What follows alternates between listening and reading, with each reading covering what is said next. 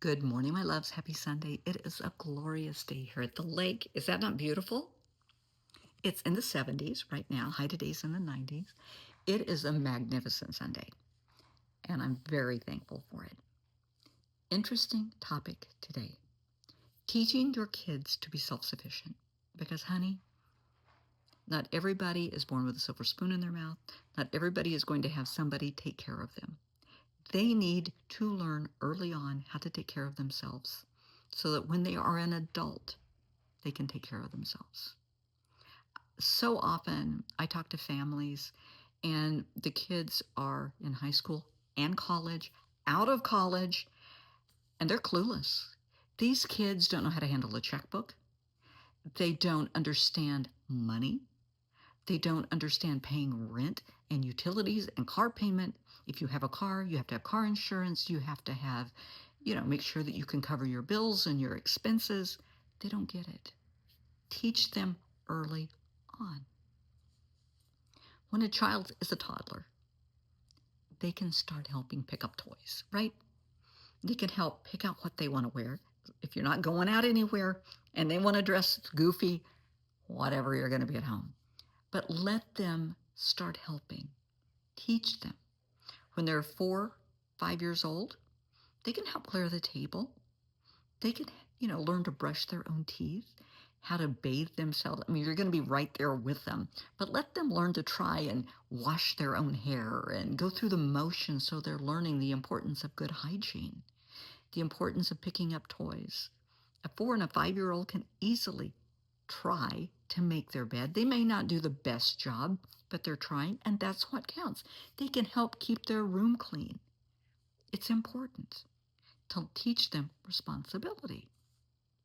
When they start school, including preschool, it's important to teach them responsibility of getting ready, leaving on time, showing up on time, being picked up on time. That teaches them to respect other people's boundaries, to respect their own boundaries, that they know we're going to have to leave in 10 minutes. I need to have my shoes on. I need to have my coat ready. It's not that big a deal. Teach them early. And it just popped in my mind, please, as parents, I know that a lot of this is cultural, and I deal with a lot of families from all over the world, and I love them. And I am trying, and some cultures have a real problem embracing this. Please do not refer to your child as the boy and the girl. That's awful. You're making them an object, like the cat, the dog, the table, the chair, the candle, the TV. They're not an object, they're a person. Call them by their name. This is my daughter. This is my son. If you call them over to you, it's one thing to say, hey, son, that's kind of normal, but use their name. When you're talking about them to other people, use their name. Stop saying the boy, the girl. You're making them an object. You're distancing yourself from them. You're creating an emotional barrier. You don't want that bond. Use their name. That's something they should be proud of.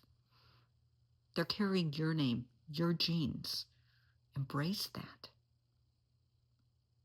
And they also need to know the importance when you use that middle name. When you use that full name, they know you mean business. And every child needs to know that lesson. But getting back to the main topic, when your child is 8 and 9 years old, they need to have responsibilities around the house.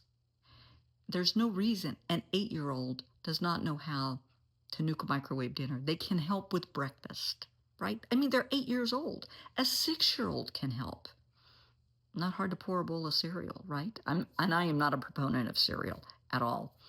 But not every child's different, and not every child is mature enough to handle the stove or the oven, right? We all know that. So keep it within your child's capabilities, but let them learn to cook. Let them help you. A salad? Please. You don't have to use a knife to cut up lettuce. You can tear lettuce. There are ways around this. And when they are old enough, to use a knife, When you feel they're old enough to be responsible enough to use a knife and cut up tomatoes and cucumbers and carrots, fine. Or use a grater, whatever.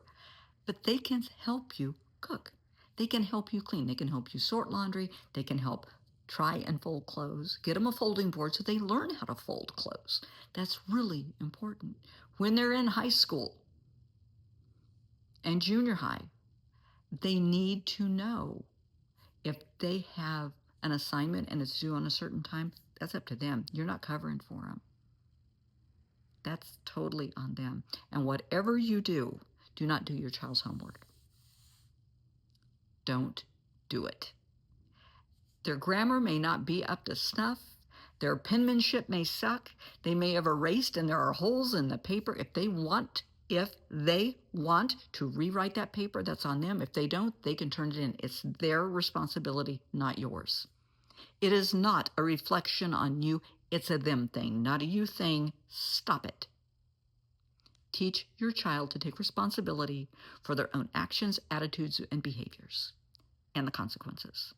If they have an assignment and it's not turned in, it's on them. If they lose that library book, assuming they still have library books, it's on them. Let them take the consequences. You can remind them. You can go on the school portal and know what's going on. Please communicate with the teachers and the school. Know what's going on in your child's life and hold their little feet to the fire. You know you have a book report coming up. You know you have an essay coming up. You know you have a project coming up. If they blow it off, it's on them. If they need to go, to Walmart and get supplies or poster board or whatever, make time to take them. They have to do the project. Don't do it for them. Helping is one thing. Advising them is one thing. Doing it for them, no. No, no, no. It's their project. They have to do it. If they want to earn a little extra money by the time they're in high school or junior high, babysitting, that's great. Teach them the importance of money, the importance of saving. If you get $10, take $3 of that and put it in savings for a rainy day, for something you really want someday. And once a year, they can use that money. Maybe it's for their birthday, their present to themselves. They can use that money once a year. And that's kind of a cool thing for them to look forward to. But teach them about savings, putting money in savings. I know some banks now allow children to have accounts, and that's wonderful. Teach them about banking, about how to use a debit card. With a debit card, if the money isn't there, the money isn't there. They're not going to have an overdraft fee, as opposed to back in the old days when they had checks. And, bad checks can get you in bad trouble. Teach them the importance of money. My brother, with his 2 boys, he taught them about taxes, because they would earn money and a certain amount would go into savings and a certain amount would go into a separate fund that was the tax fund, because they have to get used to taxes, paying taxes. Now, they would get that back at some point every year, but he taught them that it's important to understand this is how the world works. And I think that was very wise. So teach your children about money, the importance of paying bills. Have them sit down with you when they're like 14 and explain to them, this is the mortgage.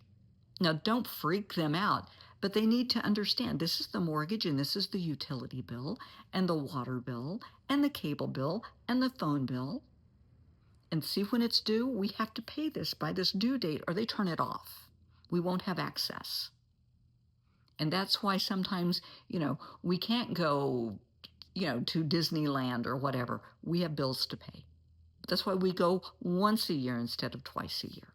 Teach them the importance of paying bills and paying them on time. The importance of having a good credit rating so that they know what that means, that you pay your bills on time. They need to understand this. Now, do not freak your kids out by telling them you're poor, that you can't afford things. that somebody's, just lost their job. Now we can't eat. Don't do that. If you're having difficult times, it's okay to let your child know times are tight. Somebody got laid off. Somebody lost their job. We're going to have to tighten our belt. But never let them assume the worst. You don't want your child to be afraid of losing their home, of not having food, of being the problem, that their being at home is adding to the problem. They need to feel that safety and that you're going to pull together as a family and we get through this. It's a challenge and we're going to meet it and overcome it. Don't freak them out.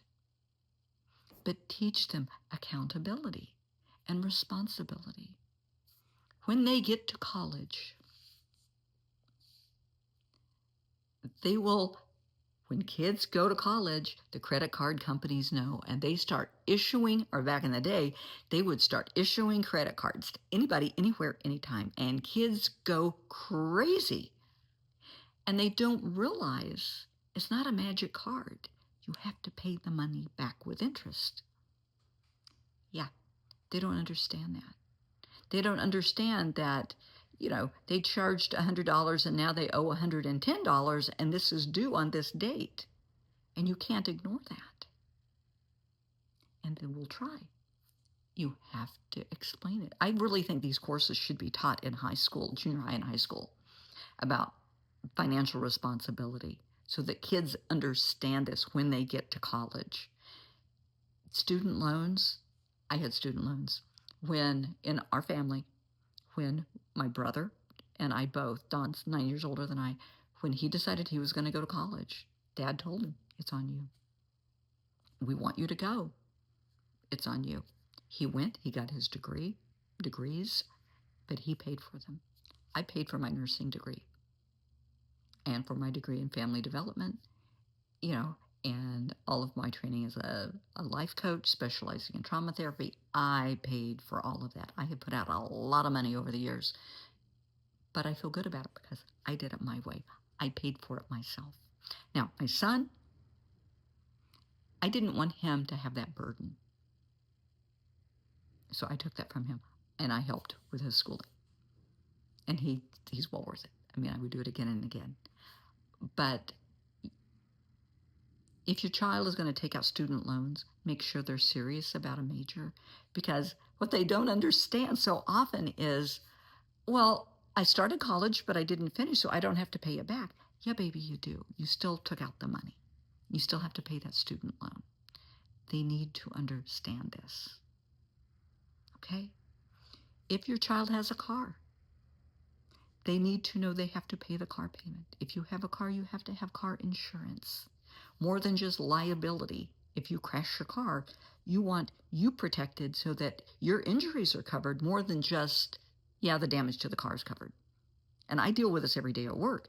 It's important for there to be more insurance coverage on the car than just coverage for the car. Coverage for the person, coverage for the passenger. Enough coverage that if the idiot that hit you doesn't have insurance, yours is going to take care of everything, that you're safe and you're secure. That's important. They need to know this. They also need to know they have to pay it. And the more accidents they have, the more expensive it's going to be. Hard lesson to learn, but it's a very important life lesson that they need to know. So much that kids need to know. They need to know, and I'm going to be very delicate in this area, that first loves are not always the last love. All kids, starting in about junior high, they're going to fall in love. And it's sweet and it's cute. And honey, most likely their hearts are going to be broken a few hundred times. It's happened to all of us. And eventually they will find somebody. But getting there, you got to kiss a lot of toads. And we all know that. We've all been there. But to be smart, don't give your heart to everybody that comes along. Don't give your body to everybody that comes along, because not everyone is worth it. People will use you and abuse you and throw you aside, and they don't care if they break your heart, because they were just out for a good time. They were out for immediate gratification, and your child was used and abused. Talk to your kids about this. Talk to your kids about drugs and alcohol. I mean, the college experience Who hasn't gone to a few fraternity parties? Lord knows I did. But that doesn't mean you have to get drunk. It doesn't mean you have to lose your mind and do stupid stuff. You can sit and watch the other people do it. You have to stay safe. Teach your child the importance of keeping themselves safe.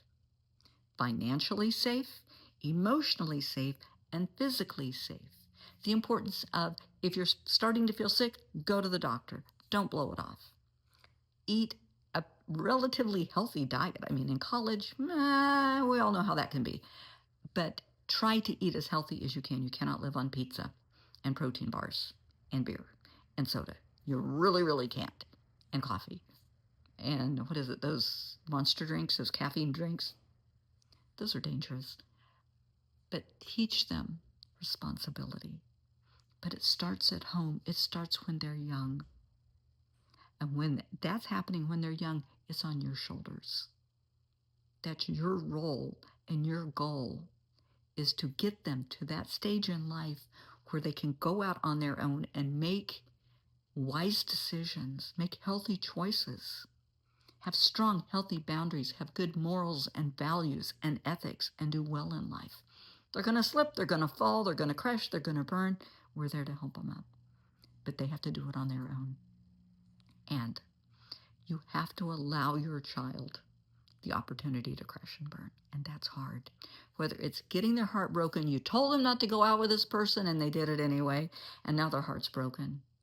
Do not say, I told you so. Just be there for them. Last thing they need is you rubbing their nose in it. Just be there for them and listen. Sometimes you can be their friend. You're always going to be mom and dad. Sometimes you can be both. Sometimes you just have to listen. Let them know they will get over it. You've been there, been there, done that a few hundred times. This probably won't be the last time, but it's a life lesson learned. What did you learn from this? But be a listening board. Be there for them. Just let them make some bad decisions, If your child gets in trouble with the law, and that does happen sometimes, what are you going to do? Are you going to never, ever, I cannot stress this enough, never, ever, ever lie for your child. Don't do it. Hold them accountable.